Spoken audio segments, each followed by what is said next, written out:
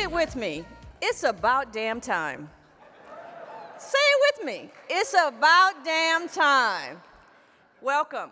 It is about damn time that we got back together to continue to move our work forward, fighting the good fight for play equity and ensuring all of our youth have access to what we know to be the transformational power of sport. I want to thank you guys for being here. I have missed seeing you in person. I have missed this summit. So for us to be back after 2 years in person, let's just give everybody a round of applause for getting here and getting through a difficult 2 years. As you know, it is customary before we begin any event that the LA84 Foundation hosts, is I'd like to welcome our Olympic and Paralympic athletes who are with us today. So if you're an Olympic or Paralympic athlete, please raise your hand or stand so that we can recognize you. These individuals represent our country. They're fighting the good fight and using their platform to advance justice and equity. So let's give our Olympians and Paralympic athletes a round of applause.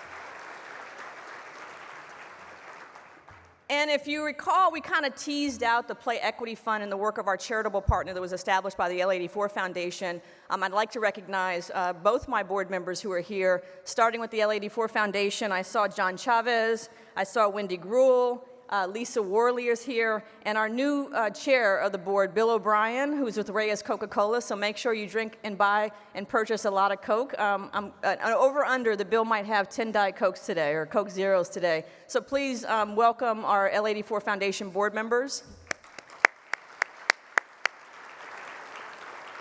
And then my wonderful Play Equity Fund board members, I saw Wendy Chang, who was an early adopter of our work, Lindsay Amstutz, and Jane Usher. Let's give them a round of applause as well. So it's about damn time that we're back together, and it's about damn time that we prioritize sport and structured play for the benefits that we know.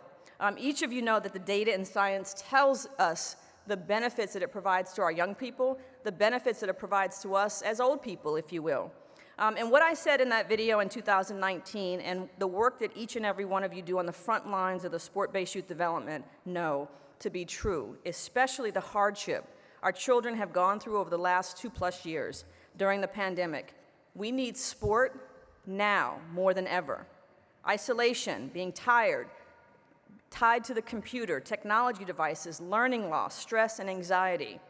There is greater urgency in the collective work that we do to support our kids and meet them where they are, and to use sport and play to help our kids reconnect with themselves, their friends, to school, and to academics.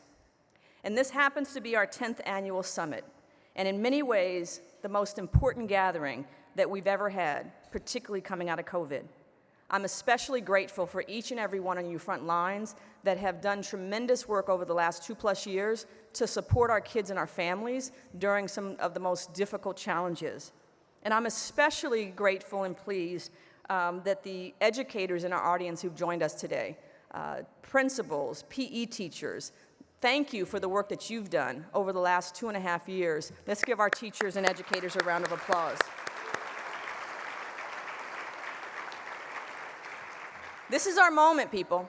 This is our moment to recenter sport, play, and movement as the essential element of childhood well-being that it is.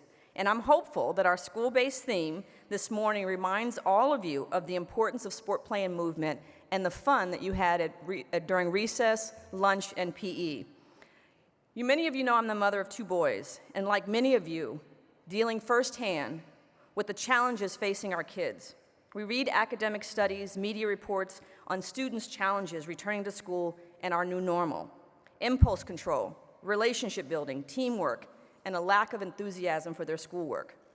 This is a problem that spans our urban, suburban, and rural communities, but our most vulnerable youth are the ones that are impacted the most.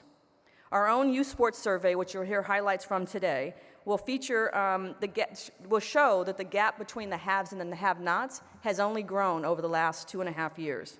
And my son, Sebastian, was in many ways my muse during the pandemic, keeping me anchored to our march toward equity. For you see, he didn't miss a beat from the pandemic because he comes from privilege. He had sports, he had play, he had movement, he had the things that he needed But he reminds me every day when I get up and I kiss him before he goes to school of the work that we're all doing. Because you see, there's many more Sebastians who don't have the opportunity that he has, and that is the work that we all do in this room. And so today, academics and research experts from across the country will be highlighting where our kids are and the challenges ahead. But most importantly, we are going to demonstrate solutions, organizations from across this country who are doing the good work and supporting our kids where they are. Today, we'll take on those challenges and find solutions to shining a bright light on sport and play. And we know we couldn't be here without our sponsors. And I'm just overwhelmed with my girl Terry Hines with Fox Sports. Where's Terry? She's on a call. See, she's always working. Our title sponsor is Fox Sports. It's helped us secure Pam Oliver as our MC. And let's give Pam Oliver a round of applause before we forget. And Fox and Terry and their team has joined us in this commitment for play equity in advancing our work and creating opportunities for all to have access. And just so that I can read out the sponsors, because I'm deeply grateful, we are deeply grateful for your financial support, for your contribution, for your time, talent, and treasures to help us, help our ecosystem, help more kids play. Our gold sponsors, Clear Channel Outdoor, Global Sports Development, Delta Airlines, the Los Angeles Dodgers Foundation, go Dodgers, Reyes Coca-Cola, thank you, Bill. Our silver sponsor is the Foundation for Global Sports, and then our bronze sponsor, American Business Bank, Angel City Football Club, you'll hear from Julie this afternoon. Yes, give a round of applause to our newest professional sports team in Los Angeles. The LA Kings, our Super Bowl champion Los Angeles Rams, Verizon, the Anaheim Ducks, the LAFC and LAFC Foundation, the Los Angeles Sparks, the Women's Sports Network, and I would be remiss if I didn't say thank you, Wendy, for all the work that you do. The Dwight Stewart's Foundation Youth Fund is also a supporter of our summit today. So please give a warm round of applause and thank you to our sponsors. Okay, so let's get the day started. I hope you all had a great time, morning recess, playtime, or had a chance to stop by the library. If this seems familiar to you, we've structured today to mimic the school day, bringing sport and play into the learning environment to support students in classroom outcomes. So I hope you can tell that you've entered the Play Equity Academy. Classroom bells, movement breaks, recess, lunch boxes for lunch, we're transforming you to summer school. Each period will provide you with information, inspiration, call to action that you can take to help us close the play equity gap, the growing distance between those children who have access to sport and those who do not. First period will lay out the challenges. Second period will formulate solutions and highlight organizations across the U.S. advocating for system change. Fourth period will delve into the science behind our work, and most importantly, you will hear from young people of what they need and how we can help support them.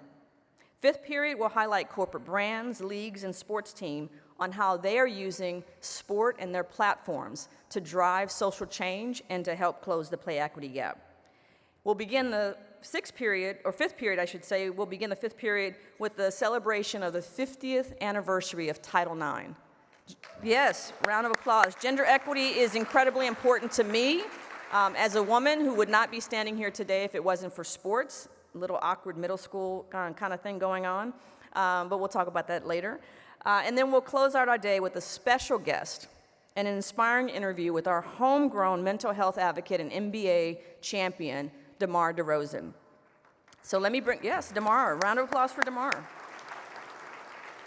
So let me bring up our first panel to get started. It is the state of play, the widening gap between, the widening play equity gap.